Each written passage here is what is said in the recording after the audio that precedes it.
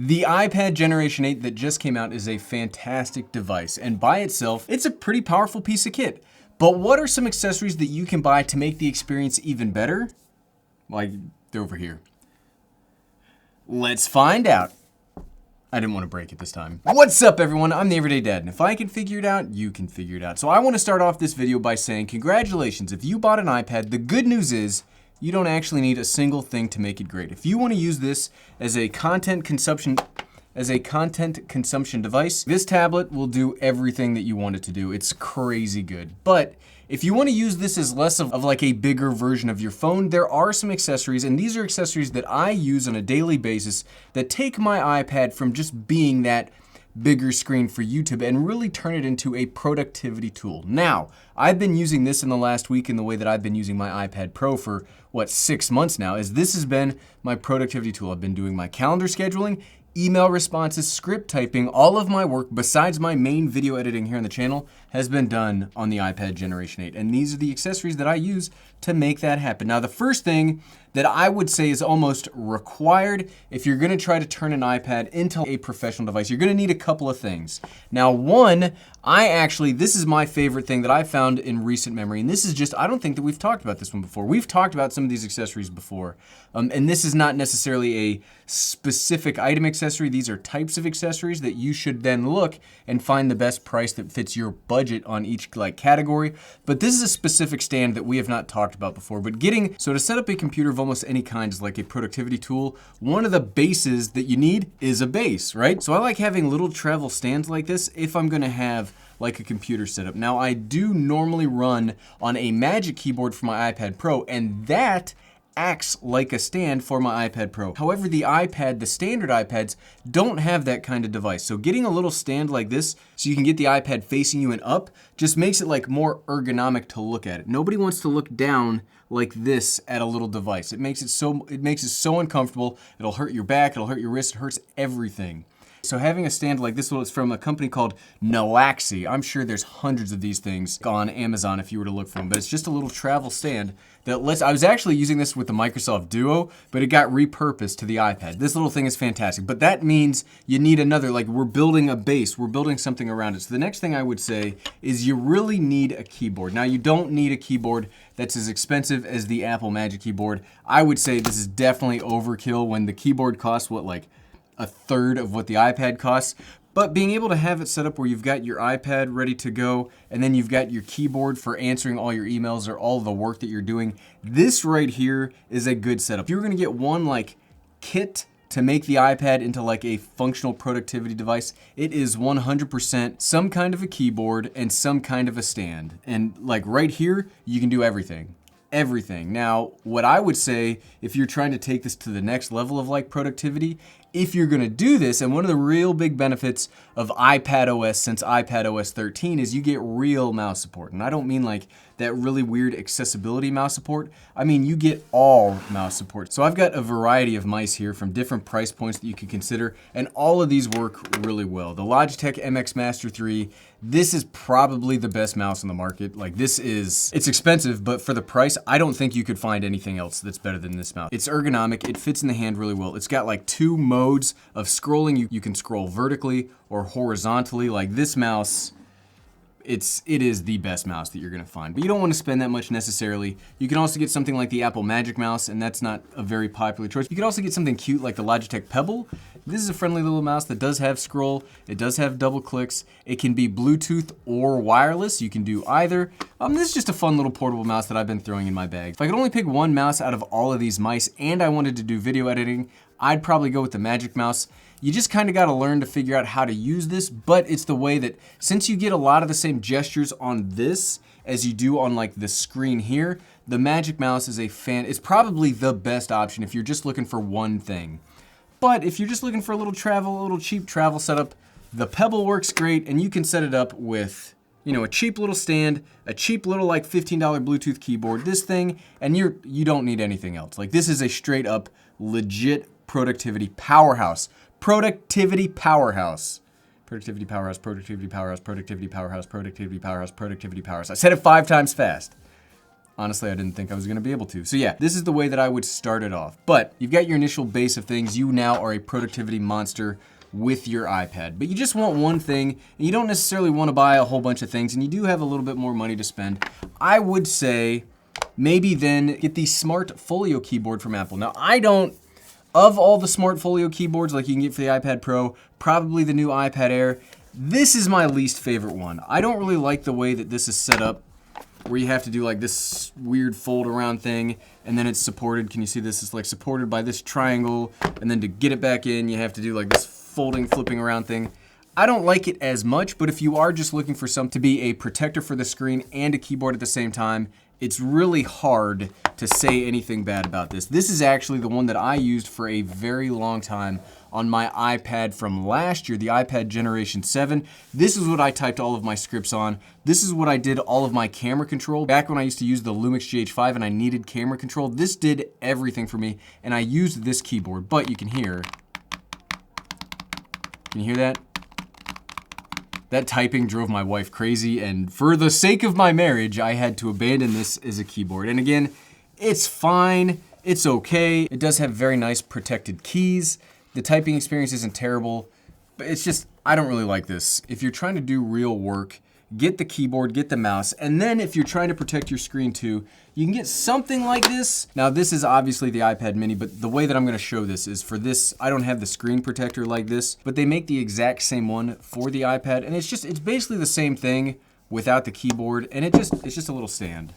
It's just a little stand, and it protects your screen. Get this with a cheaper keyboard if you're trying to save some money, and I think getting this with the cheaper keyboard and the mouse and the stand, I think that's a better option than the Smart Folio keyboard by itself. But you're out, you're doing some productivity, you're at a coffee, we're in a magical time where we no longer have to socially distance. You can go freely back to a coffee shop. You're gonna need some power. Or if you're at work and you don't necessarily have access to a lot of wall plugins, you're gonna need some power. This is my preferred power solution. We've talked about this before. This is just a RAV Power 15,000 milliamp hour battery. There's nothing too special about it. It does USB-A for power. It does USB-C for power. It shows you a little indicator here of how much battery life is left in this. This video is not about specific things like this, but just get some kind of an external battery. You can find these for like 15, 20 bucks anywhere. They come in all shapes and sizes. They come with so many different ports.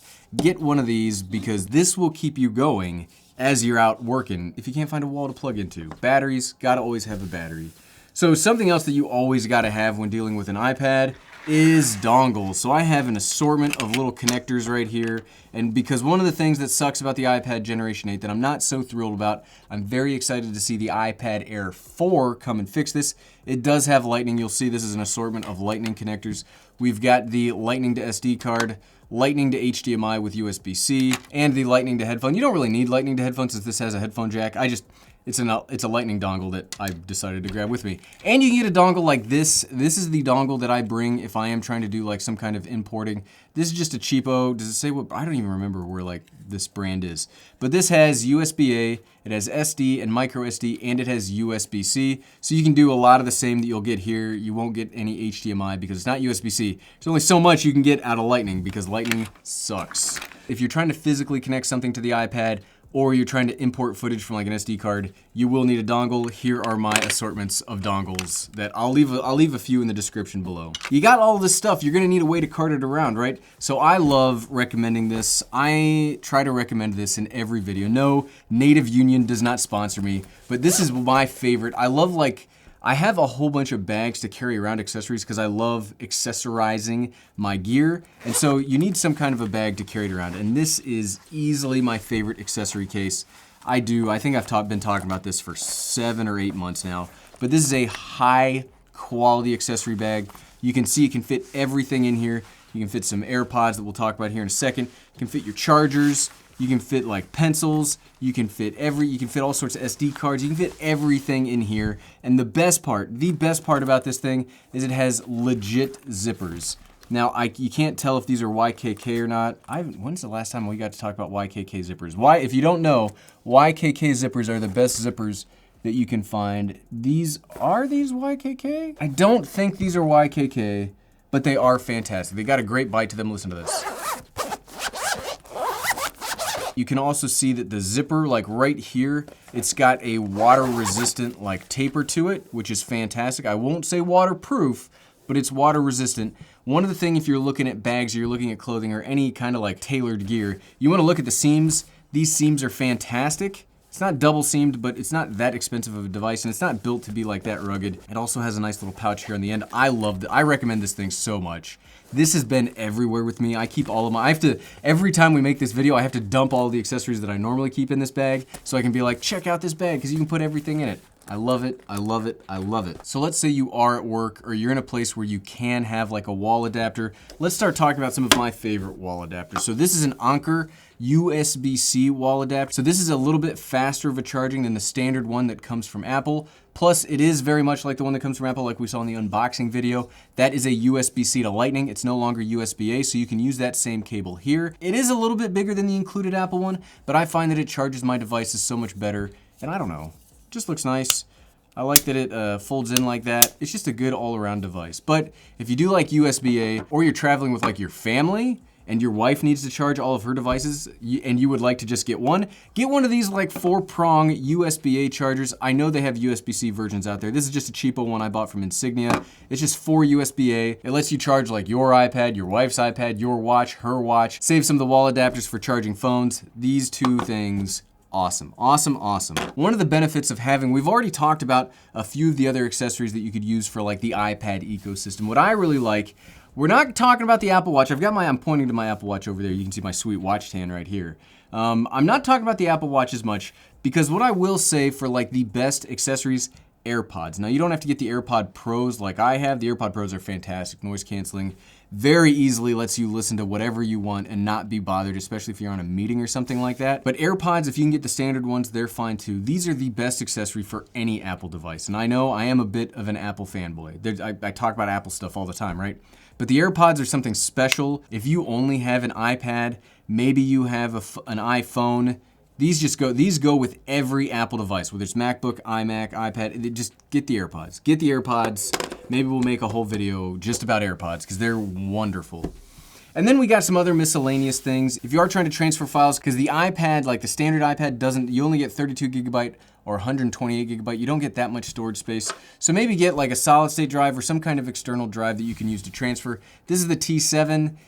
It is pretty expensive when compared against the iPad, but you could get something much cheaper like the T5 or any of the competitors. For like 75 bucks, you get a 500 gigabyte solid state drive that'll be just as fast as the drive on the iPad. You just transfer your stuff between them, use USB-C. You don't necessarily need something as expensive as the T7. Again, this is like things you should get, not necessarily this specific thing. And then just for fun, because this is Bluetooth now and you can do actual gaming on the iPad because it does have, I mean, heck, it's got the A12 processor inside of it. I use this is the SteelSeries Nimbus controller. I just like this one because it's small and it uses Lightning to charge. This is not USB-C, this is Lightning, so don't be fooled. But since I already have a Lightning charger for the iPad and the iPhone, might as well charge my game controller with it. So these are all the accessories that I recommend for the iPad Generation 8. But what are some of your favorite accessories? Leave me a comment below. I would love to know what everybody else uses accessory-wise with their own iPads. And if you liked this video and you're curious, you're like, Gary, what can I do with all this stuff? If I put all this stuff together, what does it get me? Well, you can actually do some pretty fantastic video editing with the iPad. If you click right here, you'll find a video proving that. Click, click, click, click, click, click, click. Thanks for watching.